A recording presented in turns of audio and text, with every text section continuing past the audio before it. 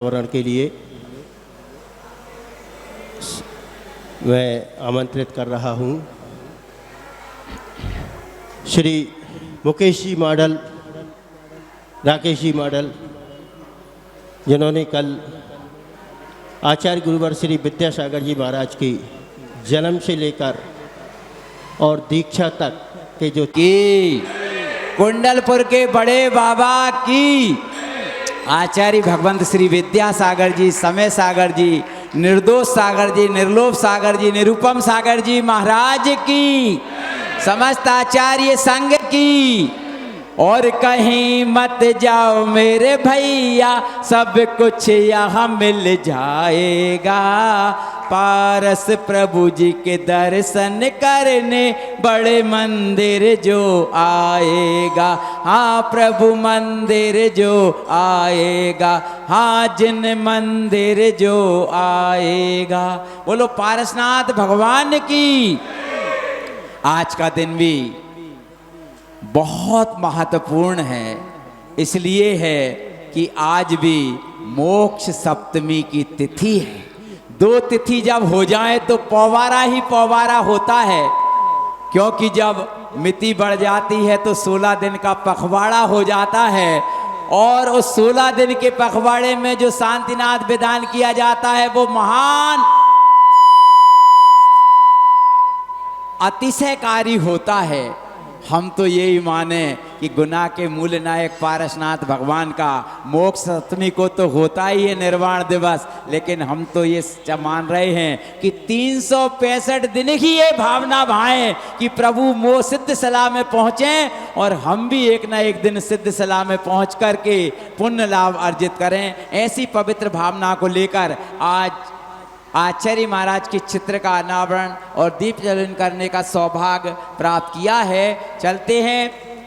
हम चाहते हैं कि एक और भव्य आत्मा यहाँ आए और महाराज श्री को पहले श्रीफल अर्पित करें, इसके बाद में सहस्त्र दान करने का भी सौभाग्य प्राप्त करें, क्योंकि कल उन्होंने वह कार्य करके एक कीर्तिमान स्थापित गुना समाज में किया है, जिसके लिए पूरी भूरी भूरी प्रशंसा पूरे नगर में हो रही है। ऐसे आदरणीय ज्ञानी चंद जी मॉडल साहब के चिरंजीव आदरणीय Shri Mukesh Kumar ji model, Rakesh Kumar ji model, Shrimati model परिवार पधारें। और सबसे पहले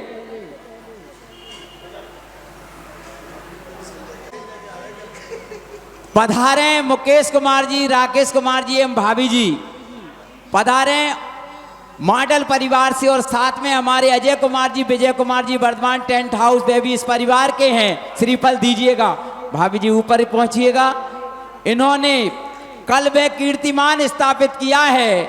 आचार्य महाराज के 9 चित्रों में से 8 चित्र 51 हजार रुपए के न केवल भावना भाई बल्कि 4,16,000 रुपए की राशि नगद लेकर के आए हैं। इनके सम्मान में जोरदार तालियां बजाइएगा।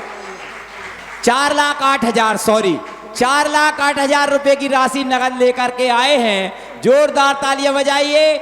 इस परिवार को सहस्त्र दान करने का भी सौभाग्य आज प्राप्त हो रहा है। कृपया पधारें और चारों अनियोगों के चारों शास्त्र कृपया दान करने का सौभाग्य प्राप्त करें। अरे जिनवाणी जग मैया, अरे जिनवाणी जग मैया, जन्म में दुख मेट दो। जिनवाणी जग मैया, जन्म में दुख मेट दो। जन्म में दुख मेट दो, मरण दुख मेट दो। जिनवाणी जग मैया, जन्म में दुख मेट दो। बोलो द्वादशांग जिनवाणी माता की। अब अनावरण उन चित्रों का नहीं हुआ, लेकिन तुरंत दान और महाकल्याण अगले समय में हमारे भाव कैसे हो जाएं, इसलिए इन्होंने कल ही दुकान पर आकर के बोल दिया कि मैं कल पैसे लेकर के आऊंगा। ऐसे परिवार के सम्मान में जोरदार तालियां बजाइएगा। इसी क्रम में आज सप्तमी की तिथि में यदि कोई सहस्त्र दान करना चाहता हो तो कृपया उसको भी हम सादर आमंत्रित करते हैं कि वे शास्त्र दान करने का सौभाग्य, आज सप्तमी और सोमवार दोनों एक राशि हैं, ऐसी सप्तमी और सोमवार के दिन यदि कोई शास्त्र दान करना चाहता हो तो कृपया पधार करके शास्त्र दान करने का सौभाग्य प्राप्त कर सकते हैं। परम पूज्य मुनि श्री जी के पावन हाथों में शास्त्र दान के लिए सौभाग्य प्राप्त कर सकते हैं। यदि हमारे अजय भैया आ गए हों तो कृपया पधारें और पधार कर सौभाग्य प्राप्त करें। बोले त्रिकालवर्ती अनंत अनंत पंच परमेष्टि भगवान की, चिंतामणि पार्श्वनाथ भगवान की, आचार्य भगवंत गुरुवर्षि विद्यासागर जी महाराज की, परम पूज्य मुनिवर्षि परम पूज्य आचार्य श्री समय साहब जी महाराज की, परम पूज्य मुनिवर्षि निर्दोष साहब जी महाराज की।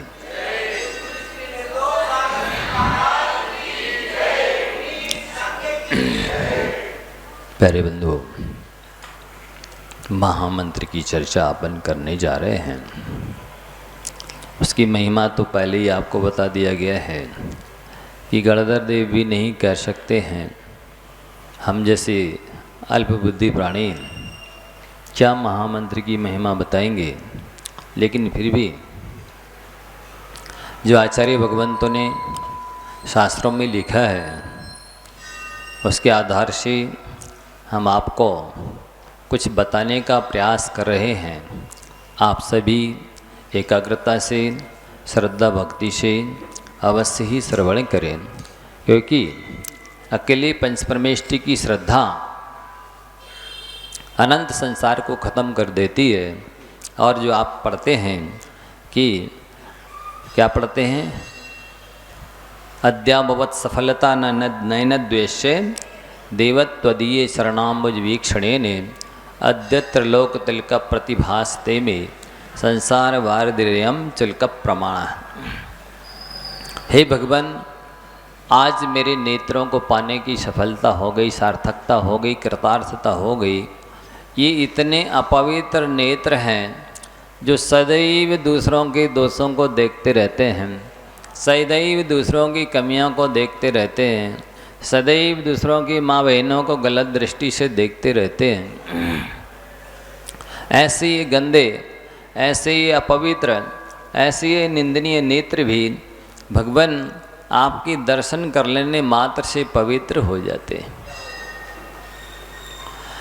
हमारे ऐसे अपवित्र कान जो सदैव दूसरों की निंदा सुनते रहते हैं, जो सदैव स्त्री कथा, भोजन कथा, राजकथा, राष्ट्र कथा, विकथा सुनते रहते हैं, सदैव दूसरों की चुगली सुनते रहते हैं, सदैव विषय कसाय के बारे में सुनते रहते हैं, वे ऐसे अपवित्र कान हे भगवान आपके नाम की कथा मात्र सुनते हैं तो पवित्र हो जाते हैं।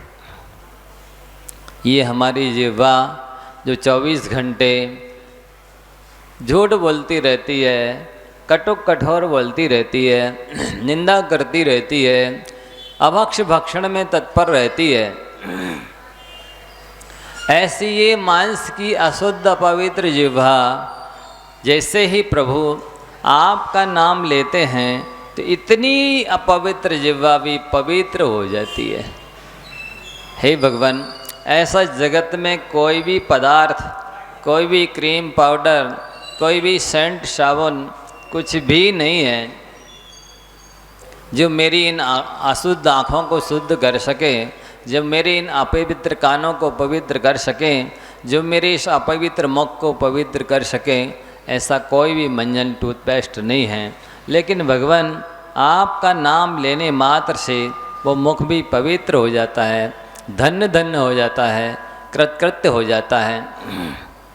और साथ ही ये जो संसार रूपी समुद्र है हमारा, अभी वो श्रद्धा पूर्वक आपके दर्शन बंदन कर लेने से वो समुद्र जिसकी कोई आर पार और छोर गहराई का पता नहीं है, वही भी चुल्क प्रमाणम, एक अंजलि प्रमाण रह जाता है। ऐसा आपका प्रभु नाम है। तो ऐसे पंच परमेष्टि के प्रति आपको श्रद्धा भक्ति जागृत हो जाए, आस्था जागृत हो जाए, आप इन अपवित्र आँखों से, कानों से, मुख से प्रभु का नाम लेने लग जाएं, ये हमारा प्रयास है, ये हमारा पुरुषार्थ है, ये हमारी साधना है, ये हमारी धर्म की आराधना है, यही धर्म की प्रभावना है। तो यहाँ पर आपको पहले बताया गया कि जो श्लोक में हिंसक हैं, असत्य बोलने वाले हैं, पर धन के हरण करने वाले हैं, पर स्त्री रथ हैं और भी अन्य अनेक तरह के निंदित कुकर्म करने वाले लोग हैं, वे प्राणीगण भी श्रद्धापूर्वक मंत्रराज का जाप करते हैं और अपने दुष्कर्मों की निंदा ग्रह आलोचना कर लेते हैं, तो वो भी स्वर्ग में रिद्धिधारी देव हो जाते हैं। आपको परसों, कल नहीं परसों, सुकौशल का और व्याघ्री का, उनकी माँ का दृष्टांत दिया गया था। आज फिर हम दृष्टांत देंगे, चिंता नहीं करना, दृष्टांत तो सुनाएंगे।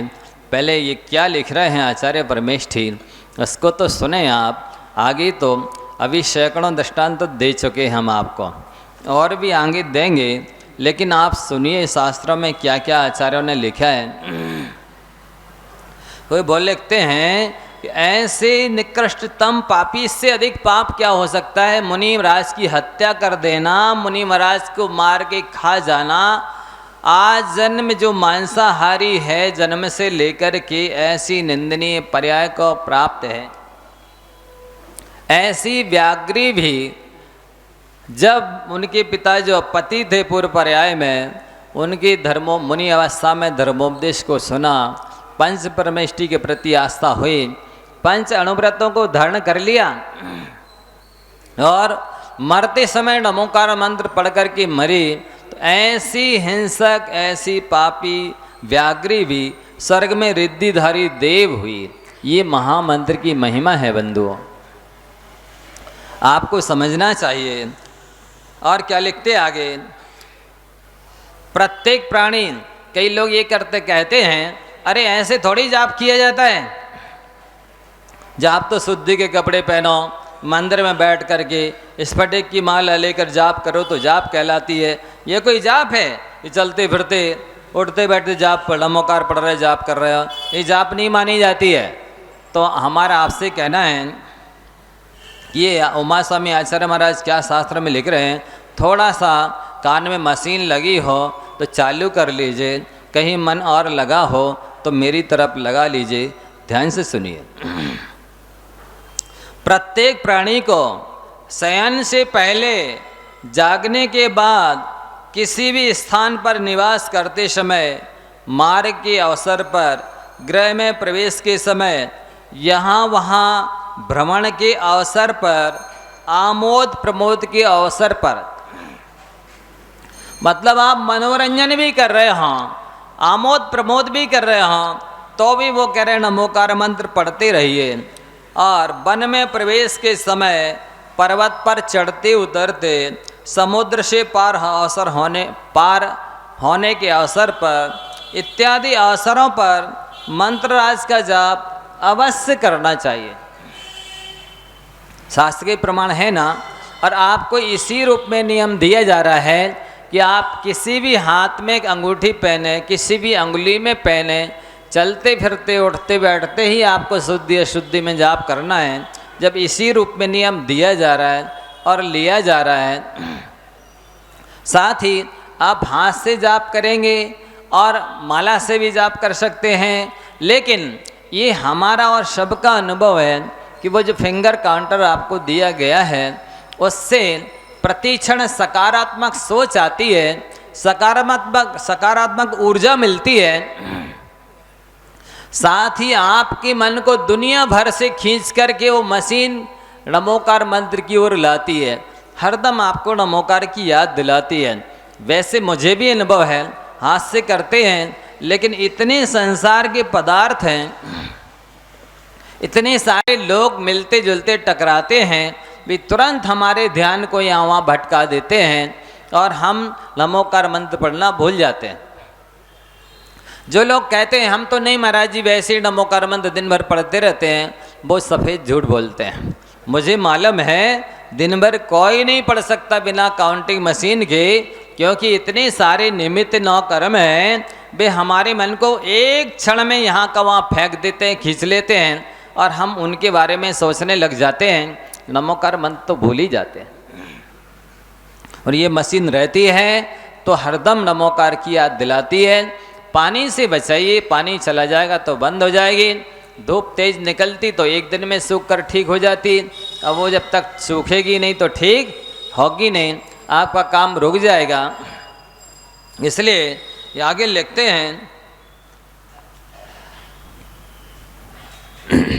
विद्वानों को, जो समझदार हैं, पढ़े लिखे हैं, उन सभी को भी समस्त कल्याण की सिद्धि के लिए जितने प्रकार के आप कल्याण चाहते हैं उनकी सिद्धि के लिए, और जितने तरह के विघ्न आपके सामने हों उनको दूर करने के लिए, और जितने तरह के अभाव हों उनको पूर्ण करने के लिए, कहीं भी जहाँ भी आप हों वहाँ पर दुर्लभ इस मंत्र को हृदय से भी नहीं छोड़ना और वचन से भी नहीं छोड़ना।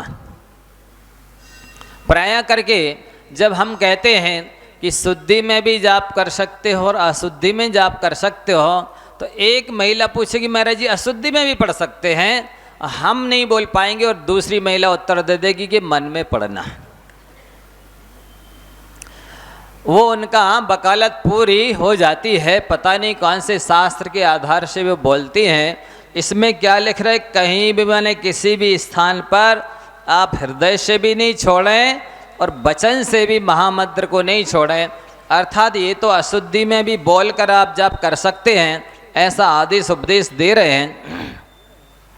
लेकिन मान लो आप अशुद्धि में वचन से उच्चारण नहीं करना चाहते तो कोई बात नहीं, वचन से उच्चारण करने में जितना पुण्य का बंध होता है उससे 1000 गुना ज़्यादा पुण्य का बंध मन से करने में भी होता है। घाटा तो कहीं से कहीं तक है ही नहीं, लेकिन आप किसी को अंतराय नहीं डालें। मान लो किसी व्यक्ति को बोलकर जाप करने की आदत है, जो मन से नहीं कर पाता है, तो आप ये मत बोलिए कि आप बिस्तर पर बैठे हैं, कि पैर में कुछ पहने हैं, कि मुंह में कुछ डाले हैं, या शुद्धि में है इसलिए मुंह से उच्चारण ना करें।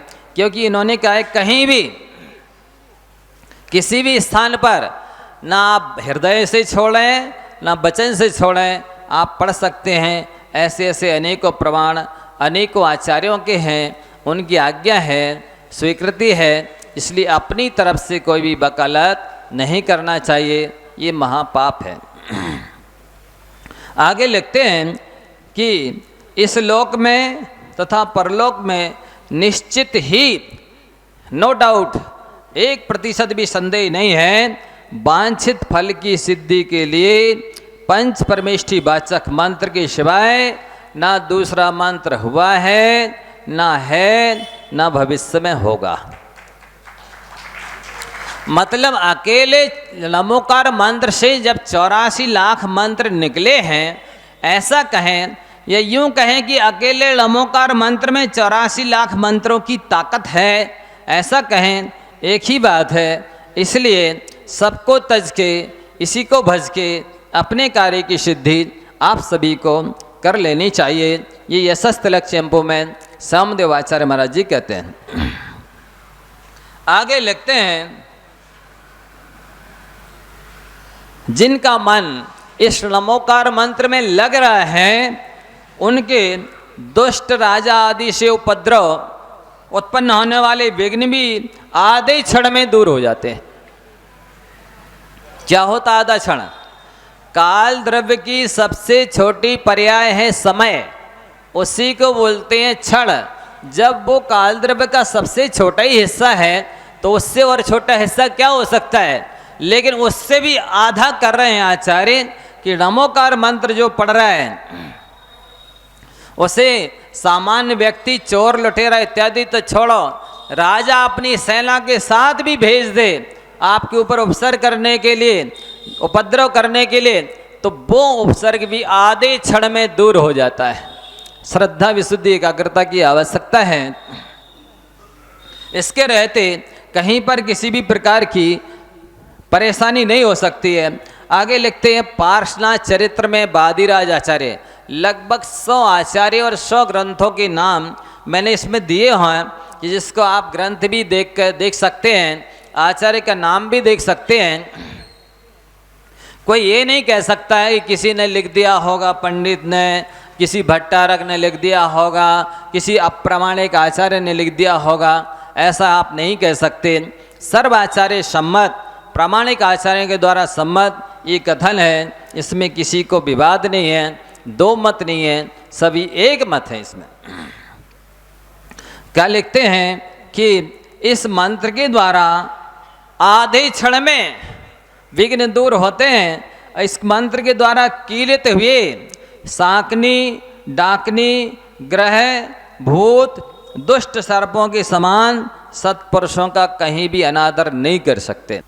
यहाँ तो आगम की आज्ञा है कि आप किसी भी घर में, धर्मशाला में, भवन में, विद्यालय में, संत भवन में, मंदिर में कहीं भी प्रवेश करें, आपको निश्चय ही निश्चय ही निश्चय ही बोलना चाहिए। पर ऐसी आदत मेरे ख्याल से तो 1% लोगों की भी नहीं है कि वे कहीं भी प्रवेश करते हों तो निश्चय ही निश्चय ही बोलते हों, और वहाँ से जब निकलते हों तो असही असही बोलते हों। आप नहीं पढ़ते, आपको ये ध्यान नहीं रहता है, नहीं मालूम है, बोलना चाहिए पर नहीं बोल रहे हैं और नमोकार मंत्र पढ़ रहे हैं, तो इस स्थान का कोई भी अधिष्ठाता देव हो, इंद्र हो, डाकनी शाकनी भूत पिशाच हो, आपका बाल बांका नहीं कर पाएगा।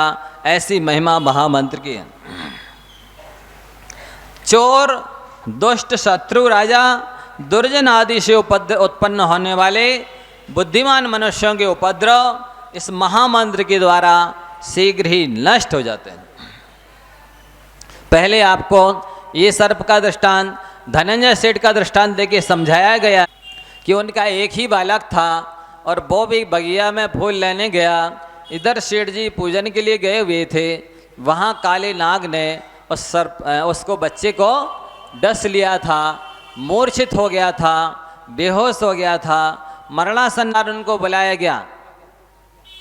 अधूरी पूजन छोड़ के अभिषेक शांति द्वारा छोड़ करके वो नहीं गए, पूरा शांति विसर्जन शांति से करके, शांति विसर्जन भी शांति से करके जब मुड़ के देखा तो बच्चा वहीं पर सेठानी ने लिटा दिया था, बिल्कुल नीला नीला पड़ गया था। लेकिन जैसे ही जो अभिषेक शांति धारा का गंधोदक था, नमोकार मंत्र पढ़ के और जैसे ही सिंचन किया गया था तो बच्चा ऐसे उठ गया था जैसे सो करके उठा हो। ऐसी महिमा इस महामंत्र की कहें या पंच परमेष्ठी की कहें है जो इसमें दिया है। वे सारे दृष्टांत चोर के, शत्रु के, दुष्ट राजा के हम आपको क्रमशः देते चले जा रहे हैं।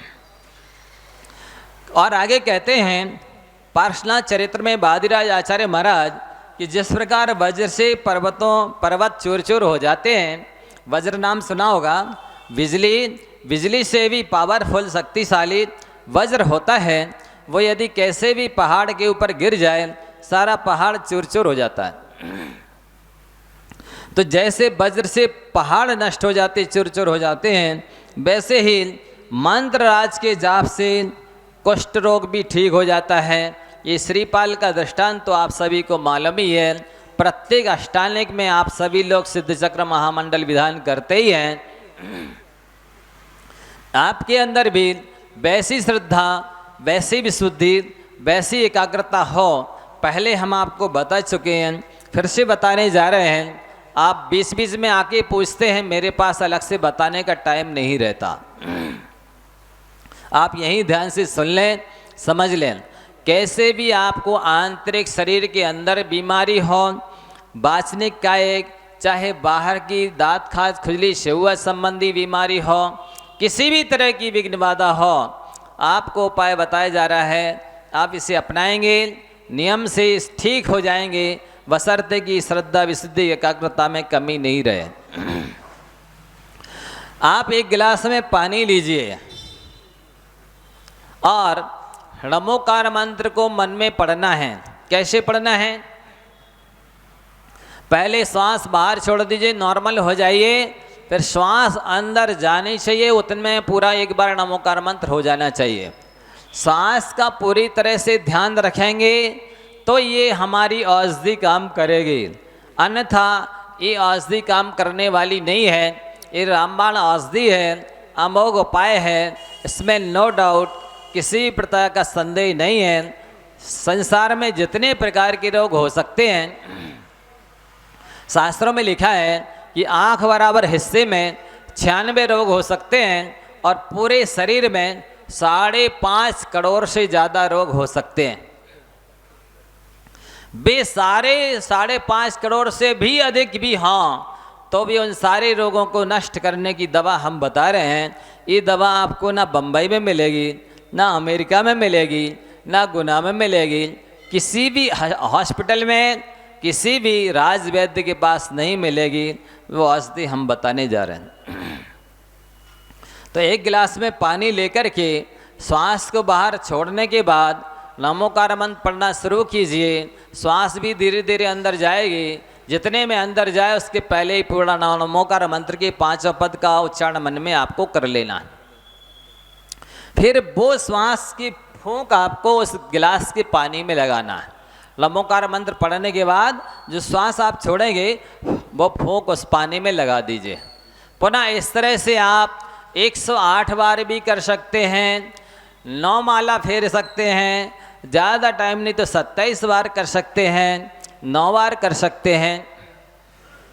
आपका जितना बड़ा रोग हो, जितनी ज़्यादा बीमारियां हों, जितनी पुरानी बीमारियां हों, उतनी श्रद्धा विशुद्धि एकाग्रता से आप करिए।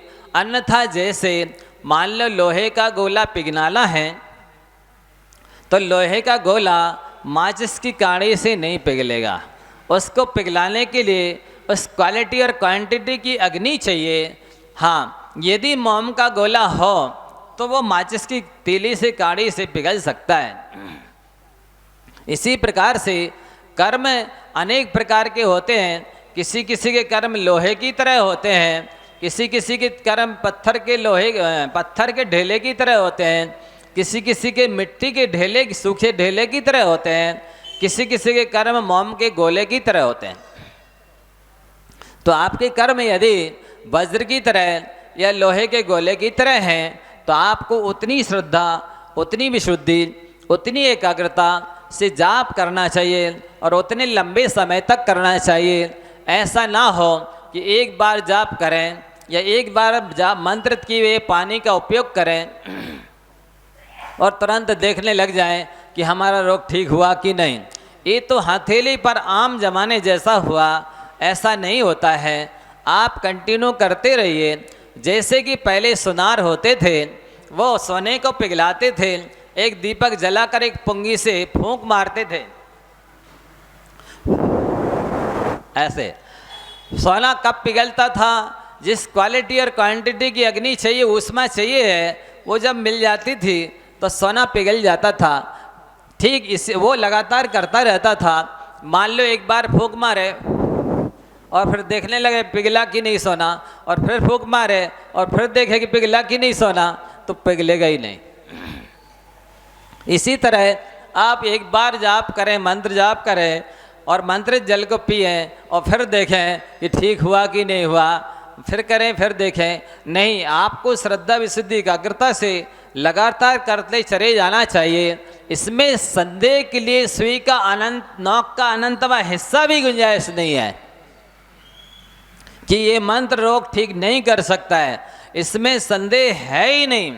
वो तो नहीं हो रहा ठीक, तो आपकी श्रद्धा में, विशुद्धि में, एकाग्रता में इस विधि को, प्रोसेस को लगातार करने में कमी मानी जाएगी। तो उसको 9 माला फेर करके भी आप मंत्रित कर सकते हैं जल को। 1 माला को भी कर सकते हैं, 27 बार भी पढ़ के कर सकते हैं, 9 बार भी कर सकते हैं। जैसा गंभीर, पुराना, लंबा रोग हो, उस क्वालिटी और क्वांटिटी में आप करिए। लेकिन सांस का पूरा ध्यान रखना है। यदि श्वास बाहर निकल गई और नमोकार मंत्र पूरा उच्चारण नहीं कर पाए आप मन में, फिर हमारा पानी, ये औषधि काम नहीं करेगी। हर बार अंदर जाते हुए ही श्वास के साथ ही 5 पद पढ़ लेना है और उस फूंक को पानी में मारना है। फिर क्या करेंगे आप, श्वास को छोड़ देंगे, मन में पंच परमेष्ठी का ध्यान करते हुए उस पानी को पी लेंगे। दिन में 1 बार 2 बार 3 बार जितनी आपकी इच्छा हो, शक्ति हो, भक्ति हो, वैसा आप कर सकते हैं। और यदि बाह्य का रोग है तो फिर वैसे ही विधि से सांस को छोड़कर अंत में सांस लेते हुए मंत्र का जाप करते हुए उस पानी को ऊपर से भी लगा सकते हैं। तो शरीर के बाह्य स्किन डिजीज जिसे बोलते हैं, चर्म रोग जो कहलाते हैं, वे भी ठीक हो जाएंगे। मेरी अपनी 100% श्रद्धा है। आप अपनी श्रद्धा विशुद्धि एकाग्रता को देख लीजिए, कार्य करने की क्षमता तो इसके अंदर 100% है। फिर आगे लिखते हैं, दुष्ट भूत पिशाच शाकनी दुर्बुद्धि देव मंत्र में जो लोग लगे हुए हैं उन मनुष्यों को परास्त करने में सक्षम नहीं होते हैं। आगे लिखते हैं कि साकल आदि बड़े बड़े जाल तथा दृढ़ बंधन आदि मंत्र के श्रवण मात्र से टूटकर सैकड़ों टुकड़ों में बिखर जाते हैं। ये तो आप लोग भक्तामर जी स्तोत्र का पाठ करते होंगे। प्राय सभी को ये कहानी मालूम है और बहुत पुरानी प्रचलित है कि मानतुंग आचार्य महाराज को राजा ने 48 तालों के अंदर बंद कर दिया था, बेड़ियों से जकड़ दिया था। और जैसे ही उन्होंने पंच परमिष्टि के अंदर आने वाले आदिनाथ भगवान का स्तवन किया, सारे ताले अपने आप टूट गए थे, सारी सांकलें टूट कर के टुकड़ों टुकड़ों में बिखर गई थी। इसमें कोई आश्चर्य नहीं है। मान लो किसी ने ये कहानी बनाई भी हो तो भी ऐसा करने की सामर्थ्य मंत्र में है, इसमें कोई दो मत नहीं है। लेकिन बहुत पुरानी प्रचलित ये कथा है, इसलिए आपको श्रद्धान करना चाहिए। आगे लिखते हैं, मंत्र से उत्पन्न हुए पुण्य के द्वारा सर्प भी सत्पुरुषों के लिए हार बन जाता है। कैसे ही बड़ा काला नांग हो तो वो भी आपके लिए हार की तरह बन जाएगा। ये कहानी आपको सोमा सती की हम सुना चुके हैं। आगे लिखते हैं कि मंत्र ध्यान में कुशल मनुष्यों के लिए वज्र की अग्नि भी, सामान्य माचिस की अग्नि, सिकलाइट की अग्नि, कोयले की अग्नि और दूसरी अग्नि तो छोड़िए, वज्र की अग्नि भी शीतलता को प्राप्त हो जाती है। कैसे होती है? इस मंत्र के प्रभाव से। समुद्र भी स्थल की तरह हो जाता है। समुद्र कितना लंबा चौड़ा गहरा होता है आप नाम से ही समझ सकते हैं। लेकिन यहाँ पर तो कहा जा रहा अंतिम स्वयंभू रमण समुद्र हो जो कि आधे राजू में है, तो वो भी स्थल की पृथ्वी की तरह हो जाएगा। ये दृष्टांत भी आप श्रीपाल का हम आपको सुना चुके हैं। श्रीपाल समुद्र में गिर गए थे और नमोकार मंत्र उन्हें याद आया, तुरंत एक पटिया का सहारा मिल गया। 1 महीने तक तैरते रहे, उसके सहारे नमोकार मंत्र पढ़ते रहे और अंत में समुद्र के किनारे लग गए थे। ये तो लिखा ही हुआ है, यहाँ तो ये लिख रहे हैं वो पार लग गए थे। ये कह रहे समुद्र पृथ्वी की तरह हो जाएगा, आचरण करने लगेगा। ऐसी इस मंत्र की महिमा है। सिंह भी सेवा करने लग जाते हैं। सिंह जन्म से मांसाहारी प्राणी है, क्रूर प्राणी है। प्राय रोज तो उनको भोजन मिलता नहीं है। कहाँ मिल रहे? कभी जो 4, 8, 15 दिन में कोई जानवर उनको पकड़ में आता होगा, हिरण आदि। ऐसे भूखे सिंह के लिए भी आप मिल जाएं तो भी वो आपको खाएगा नहीं, बल्कि उल्टी सेवा करेगा आपकी। एक संस्मरण सुनाता हूँ। आपने गणेश प्रसाद वर्णी जी का नाम सुना होगा। वे हसेरा ग्राम के थे, जन्म से अषाटी थे। उनके घर के सामने दिगंबर जैन मंदिर था।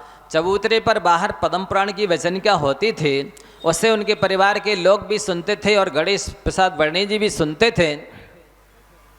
तो उन्होंने वैष्णव रामायण भी सुनी थी और उनको लगा कि अरे वस्तुतः रामायण तो ये लगती है कि महापुरुषों का स्वरूप चरित्र ऐसा होना चाहिए जैसा पद्म पुराण में जैन रामायण में लिखा है। उनकी श्रद्धा अटूट हो गई जैन धर्म के प्रति। उनके पिताजी ने गणेश प्रसाद से कहा, बेटा कभी भी जैन धर्म को नहीं छोड़ना, जैन धर्म के प्रति श्रद्धा नहीं छोड़ना। और नमोकार मंत्र का जाप करते रहना। उन्होंने अपने बेटे से कहा, बेटा एक बार मैं बैल के ऊपर सामान लाद करके जा रहा था, बीच जंगल में जैसे ही पहुंचा तो लगभग 100 मीटर की दूरी पर मुझे सिंह दिखाई दिया। 100-150 मीटर की दूरी पर था। बहुत उसने भयानक गर्जना की, मुझे दिख गया था। मुझे लगा अब तो ये बैल को और मुझको खा लेगा, तो उन्होंने सामान उतार के नीचे रख दिया, बैल को छोड़ दिया कि भाग सके और स्वयं नमोकार मंत्र का जाप करने बैठ गए। सिंह सीधा बिल्कुल चुपचाप निकल गया, जैसे कोई सियार या कुत्ता जा रहा हो, कुछ भी नहीं बाल बाका किया था। ये तो अभी अभी 150 साल पहले की घटना है। ऐसे सैकड़ों संस्मरण हैं कि सिंह भी कुछ नहीं बिगाड़ता है जो महामंत्र का जाप करता रहता है। तो इसमें लिखा है कि सिंह जैसे प्राणी भी सेवा करने लग जाते हैं। ये ज्ञानाड़व का है, सुभचंद्र आचार्य महाराज ने लिखा है। हर आचार्यों के ग्रंथ के प्रमाण आचार्य का नाम दिया गया है। आप सब भी बार बार इसे पढ़ें, जिससे आपकी 100% श्रद्धा महाव्रत के प्रति हो जाए। जिस प्रकार की वो कहानी सुनाना आपको, आगे की बात बाद में सुनाएंगे कि इसमें महिमा कितनी लिखी है। वैसे और बहुत सारे विषय भी आपको सुनाने हैं। अभी तो एक ही पॉइंट छुआ है मैंने महामंत्र का। अभी तो मेरा मंगलाचरण ही चल रहा है, प्रवचन तो शुरू हुआ ही नहीं है। प्रवचन तो शुरू करेंगे मंगलाचरण के बाद। अभी तो महामंत्र की महिमा कितने शास्त्रों में कहाँ कहाँ पर आई है, उसमें से कुछ हम आपको बानगी या थोड़ा सा नमूना दिखा रहे हैं कि क्या क्या लिखा है शास्त्रों में। आप ध्यान से सुनिए। महामंत्र का अगला दृष्टांत शायद आज तक आपने पढ़ा सुना नहीं होगा, आज सुनिए। सबसे पहले आपको पेन कापी रखनी चाहिए, जिससे कि स्थान के नाम, पात्रों के नाम आप लिख लेंगे तो पूरी कहानी आपको याद हो जाएगी। हम आपको घंटे आधे घंटे में 15 मिनट में पूरा एक ग्रंथ, एक पुराण सुनाते हैं। क्या सुनाते हैं? पुराण ग्रंथ सुनाते हैं, चरित्र सुनाते हैं। यदि आपने भी स्थान और पात्रों के नाम याद रख लिए तो पूरा चरित्र आपको भी याद हो जाएगा।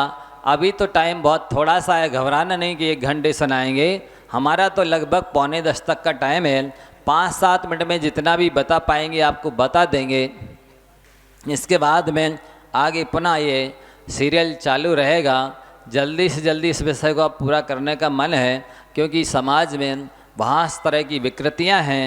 उन विषयों पर भी मुझे बोलना है, तो अब दूसरे विषय भी लेंगे। तो अब हम अपना उपसंहार कर रहे हैं धीरे धीरे मंगलाचरण का, और प्रवचन चालू करेंगे। इसके आज सुन लीजिए आप। कौन सी कहानी हम बताने जा रहे हैं? महामंत्र की महिमा जिसके अंदर है। कहाँ, किस द्रव्य क्षेत्र काल भाव ने, किस व्यक्ति की महामंत्र ने किस रूप से रक्षा की, वो इसके अंतर्गत आएगा। जम्बू द्वीप के दक्षिण भाग में धनुषाकार भरत क्षेत्र है, सुमेरु पर्वत की दक्षिण दिशा में। तो जम्बू द्वीप के भरत क्षेत्र के आर्यखंड के मगध देश के उज्जैनी नामक नगर में कितना प्रसंग आ गया? जम्बू द्वीप आ गया, उसमें सुमेरु पर्वत की दक्षिण दिशा की ओर भरत क्षेत्र आ गया, भरत क्षेत्र के अंदर आर्यखंड आ गया, आर्य क्षेत्र के अंदर उज्जैनी नगरी आ गई। उस उज्जैनी नगरी में अवनीपाल राजा राज्य करते थे। कौन से राजा? अवनीपाल राजा राज्य करते थे उसी उज्जैनी नगरी में। और एक सेठ, जो कि क्या नाम था उनका, कहते हैं धनपाल नाम के सेठ रहते थे। इस तरह आप भूल मत जाइए, लिख लेना। धनपाल सेठ रहते थे।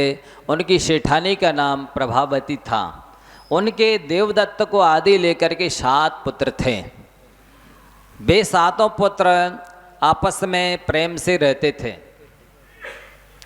एक बार रात्रि के पिछले पहर में प्रभावती नामक सेठानी ने 3 स्वप्न देखे। एक तो उन्नत वृषभ बैल देखा, दूसरा कल्पवृक्ष देखा, तीसरा शुभ सूर्य चंद्रादि ग्रहों को देखा। वे द्वार से प्रवेश कर रहे थे। प्रातःकाल उठ कर के उसने पति से इन स्वप्नों का फल पूछा। दोनों ने स्वप्नों का फल पुत्र की प्राप्ति को जान करके बहुत प्रसन्न हुए। धीरे धीरे 9 मास व्यतीत हुए। शुभ मुहूर्त में प्रशस्त लक्षणों से सहित पुत्र की उत्पत्ति हुई। जैसे ही पुत्र का जन्म हुआ तो उसकी नाल को गाड़ने के लिए जमीन में गड्ढा खोदा गया, और जैसे ही गड्ढा खोदा तो एक बड़ी भारी कड़ाही सोने की मोहरों से भरी हुई निकली। और ऐसे ही उसके मज्जन करने के लिए दूसरा एक गड्ढा खोदा तो उसमें पना सोने से भरा हुआ तांबे का घड़ा निकला। इसको देख करके जो धनपाल वैश्य था वो आश्चर्य से सहित हो गया और सोचने लगा क्या है ये। देख करके सबसे पहले पुत्र की प्राप्ति का और कड़ाही और घड़े के मिलने का समाचार देने के लिए राजा के पास गया, अवनीपाल राजा के पास। राजा ने समाचार सुना और कहा ये उस पुत्र की पुण्य के उदय से मिला है, मुझे धन की अभिलाषा नहीं है, वही उसका स्वामी है। देखिए जरा राजा कितना संतोषी था। उसकी निष्प्रयता को देख करके धनपाल वैश्य के लिए बहुत संतोष हुआ। आकर के उसने विघ्नहारी भगवान की पूजा की। पूजन कैसी है? विघ्नहारी, ये विशेषण लगाए ना, विघ्नों को हरने वाली, विघ्नों को दूर करने वाले भगवान की पूजन की। परिवार के लिए, याचकों के लिए उन्होंने दान दिया। और इस तरह से जब 10वें दिन भी खोदा गया तो इसी तरह से पुनः धन निकला। अब परिवार के लोगों ने सोचा देखो ये पुत्र धन्यवान है, पुण्यवान है, भाग्यशाली है, इसकी वजह से हम कृतार्थ हुए हैं, धन्य हुए हैं, इसलिए उस पुत्र का नाम धन्य कुमार रख दिया। पुत्र का क्या नाम रखा? धन्य कुमार रखा। अब धन्य कुमार देव कुमारों की तरह बढ़ने लगा। जैसे ही पढ़ने के योग्य हुआ तो शुभ मुहूर्त में पूजा विधान के साथ, उत्सवों के साथ बालक को उपाध्याय के पास पढ़ने के लिए रखा गया। बालक जो था वो बुद्धिमान था, इसलिए उसने अपनी बुद्धि रूपी नौका से शास्त्र रूपी समुद्र को पार कर लिया। अर्थात थोड़े ही समय में वो शास्त्रों का पारंगत हो गया, बुद्धिमान बन गया। अब वो जवान हुआ तो जवानी में भी वो प्रमाद ना करके प्रतिदिन प्रचुर धन लगा करके देवशास्त्र गुरु की भक्ति पूजन करता था और दया बुद्धि से शुभ भावों के साथ दीनहीन अनाथ लोगों के लिए दान दिया करता था। इस तरह उसका ठाट बाट देख करके उसके जो पहले बड़े भाई थे 7 देवदत्त आदि, वो इसके अभ्युदय को नहीं सहन कर सके और उन्होंने माँ से कहा, माँ हम लोग तो रोज़ व्यापार करने जाते हैं, धन्य कुमार कुछ करता नहीं है। तो फिर माता पिता ने शुभ मुहूर्त में धन्य कुमार के लिए 100 दीनार दिए कि जाओ बेटा व्यापार करना। ध्यान देना, बहुत मार्मिक कहानी है, अद्भुत, अनेक तरह की इसके अंदर शिक्षा छुपी हुई है, वो निकाल करके हम आपको बताएंगे। देखिए जरा 100 दीनार क्या होते हैं? 100 सोने के सिक्के मान के चलिए आप। दिए व्यापार करने के लिए धन्य कुमार गया, उसको इतना ज़्यादा अनुभव तो था नहीं व्यापार करने का, और 100 दीनार के बदले एक लकड़ी की गाड़ी उसने खरीदी। लकड़ी से भरी गाड़ी खरीद ली। अब क्या करना है? एक चीज़ खरीदना है, फिर बेचना है, फिर दूसरी खरीदना है। अब उसने उस गाड़ी के बदले एक मेड़ा खरीद लिया। भेड़ जानते ना, गाड़ा, उस पूरी गाड़ी के बदले एक मेड़ा खरीदा। और अब शाम होने वाली थी तो उस मेड़े के बदले में खाट के 4 पाए खरीदे और लेकर के घर आ गया। 100 दीनार के बदले क्या खरीदा? खाट के 4 पाए। जैसे ही माँ ने देखा, माँ बहुत प्रसन्न हुई। उसके साथ भाई सोचने लगे, हम लोग रोज़ रोज़ व्यापार करके आते हैं, धन कमा के लाते हैं, फिर भी माँ खुश नहीं होती, प्रसन्न नहीं होती है। धन्य कुमार आज ही गया था, 100 दीनार खो के आ गया, फिर भी माँ प्रसन्न है। माँ ने सुन लिया, लेकिन फिर भी बच्चे को प्रेम से भोजन कराया, खुद भोजन किया और वो 4 खाट के पाए धोने के लिए बैठ गई। जैसे ही उसने खाट के पाए धोए तो उसमें से रत्न गिरने लगे। आप विचार कीजिए बंधु, कहाँ वो रत्न उसमें भरे थे और उसके अंदर एक व्यवस्था पत्र भी निकला। उसको उसने पढ़ा। अब ये व्यवस्था पत्र और रत्न कहाँ से आए, इसके बारे में बताते हैं कि इसी उज्जैनी नगरी में पहले वसुदत्त नाम का सेठ हुआ है। उसको भोगोपभोग को देने वाली 9 निधियां प्रकट हुई थी। अभी तक आपने सुना होगा कि चक्रवर्तियों की 9 निधियां होती हैं। पुण्यात्मा होने से वसुदत्त सेठ के घर भी 9 निधियां प्रकट हुई थी, जिससे वो भोगोपभोग करता था। इसके बाद उसने एक दिन अवधिज्ञानी मुनिराज से पूछा कि भगवान, आगे चलकर की 9 निधियों का अधिकारी कौन सा पुण्यशाली व्यक्ति होगा। तो मुनि महाराज अवधिज्ञानी थे। उन्होंने बताया किसी उज्जैनी नगरी में अबनीपाल राजा की राजधानी में धनपाल सेठ का पुत्र धन्य कुमार इन निधियों का स्वामी होगा। आप पुण्य और पाप का खेल देखिए। कहाँ तो उसके पुत्र रोज व्यापार कर रहे, इतना धन्य कमा पाए। पहले दिन गया, चांडाल से उसने 4 पाए खरीदे। लकड़ी की गाड़ी बदले में मेड़ा, उसके बदले में लकड़ी के 4 पाए। उस चांडाल का इतना पुण्य नहीं था कि उसके लिए वो रत्न गिरते और वो व्यवस्था पत्र निकलता। आप देखिए, धन्य कुमार उसी दिन व्यापार करने गया और उसने अन्य दूसरी चीज़ें नहीं खरीदी, तीसरे नंबर पे खाट के 4 पाए खरीदे। उस चांडाल को भी कोई दूसरा खरीदने वाला नहीं मिला, धन्य कुमार ही मिला। आप विचार कीजिए जरा कि देखो पुण्य और पाप किस तरह से सहयोग करते हैं। उस चांडाल को नहीं निकले पत्र, न रत्न निकले, और धन्य कुमार उसी दिन गया और उसी दिन वो बेचने आया। तो इसने खरीदे।